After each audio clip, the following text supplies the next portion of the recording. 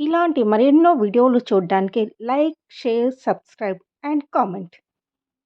ఈరోజు ఈ వీడియోలో అక్షయ తృతీయ రోజున అస్సలు చేయకూడని పనుల గురించి తెలుసుకుందాము. అక్షయ తృతీయ రోజున మహిళలందరూ ఎంతో భక్తి శ్రద్ధలతో శ్రీ మహాలక్ష్మిని పూజించి బంగారాన్ని కొనుగోలు చేసి సకల సంపదలతో తులతూగాలని కోరుకుంటారు. అక్షయ తృతీయ భారతదేశంలోని వారు విశేషంగా జరుపుకునే పండుగ. శ్రీ మహాలక్ష్మి శ్రీహరిని పరిణయమాడిన రోజుగా, పరమశివుడు కుబేరుని సంపదలకు సంరక్షకుడుగా నియమించిన రోజుగా అక్షయ తృతీయను చెప్పుకుంటారు. ఇలాంటి పవిత్రమైన రోజున తెలుసో తెలియకో కొన్ని తప్పులు చేస్తే పేదరికము, ఇబ్బందులు వస్తాయని పండితులు చెప్తున్నారు. అక్షయ తృతీయ రోజు ఏ పనులు చేయకూడదో తెలుసుకుందాము. అక్షయ తృతీయ రోజు హిందూ సాంప్రదాయం ప్రకారము చాలా పవిత్రమైనదిగా పరిగణిస్తారు. 2025 సంవత్సరంలో ఏప్రిల్ 30వ తేదీన ఈ పండుగను జరుపుకోనున్నారు. హిందూ ధర్మంలో దీన్ని చాలా అద్భుతమైన ముహూర్తంగా భావిస్తారు. ఈ రోజున ఎంతో భక్తి శ్రద్ధలతో శ్రీ మహాలక్ష్మి అమ్మవారిని పూజిస్తారు. అదే రోజు లక్ష్మీదేవి విష్ణుమూర్తులకు వివాహం జరిగిందని, పరమశివుడు కుబేరుని సంపదలకు సంరక్షకుడిగా నియమించాడని పురాణాలు చెప్తున్నాయి. అక్షయ తృతీయ పండుగ నాడు పొరపాటున చేసే కొన్ని తప్పుల వల్ల పేదరికం వస్తుంది. అక్షయ తృతీయ ఎంతో పవిత్రమైన పండుగ కాబట్టి ఈరోజు మాంసాహారాన్ని భుజించకూడదు. వెల్లి, ఉల్లితో చేసిన వంటలను తినకూడదు. అక్షయ తృతీయ నాడు మద్యం సేవిస్తే లక్ష్మీదేవికి విపరీతమైన కోపం వస్తుంది. దీనివల్ల అనేక రోగాల బారిన పడే అవకాశం కూడా ఉంటుంది. అక్షయ తృతీయ పండుగ నాడు పొరపాటున కూడా ఇంట్లో ఉన్న తులసి మొక్క ఆకులను తుంచకూడదు.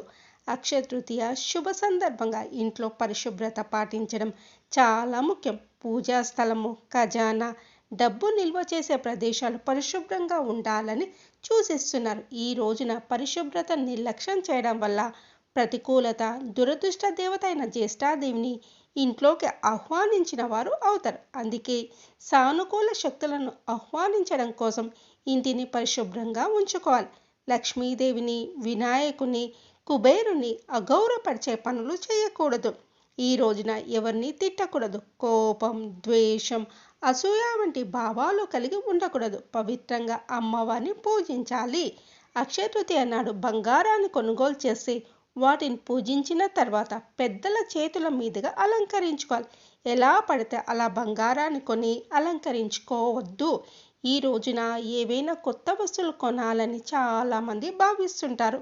అయితే స్టీలు, ప్లాస్టిక్, అల్యూమినియం పాత్రలు కొంటూ ఉంటారు. కానీ ఈ పొరపాటు అస్సలు చేయకూడదు. అవి రాహు ప్రభావం కలిగి ఉంటాయి.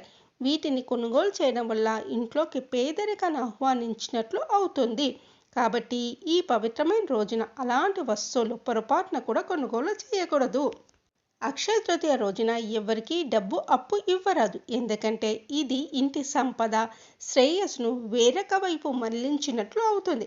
అక్షయ తృతీయ రోజున ఇంట్లో చీకటిగా ఉండకూడదు. ఎందుకంటే తల్లి శ్రీ మహాలక్ష్మి ఎప్పుడైనా మన ఇంటికి రావచ్చు.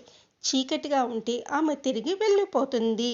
ఈ శుభ సందర్భంగా దొంగతనము, అబద్ధాలు లేదా జూదం వంటి ఏదైనా తప్పుడు కార్యక్రమాలకు దూరంగా ఉండాలి. ఈ రోజున బంగారం లేదా బంగారు ఆభరణాలు పోగొట్టుకోవడం అనారోగ్యకరమైన శకునంగా పరిగణిస్తారు. ఇది ఆర్థిక నష్టాన్ని సూచిస్తుంది. అక్షయ తృతీయ నాడు ఏదైనా ద్రవ్య నష్టం వంటి సంఘటనలు జరగకుండా జాగ్రత్త తీసుకోవడం మంచిది.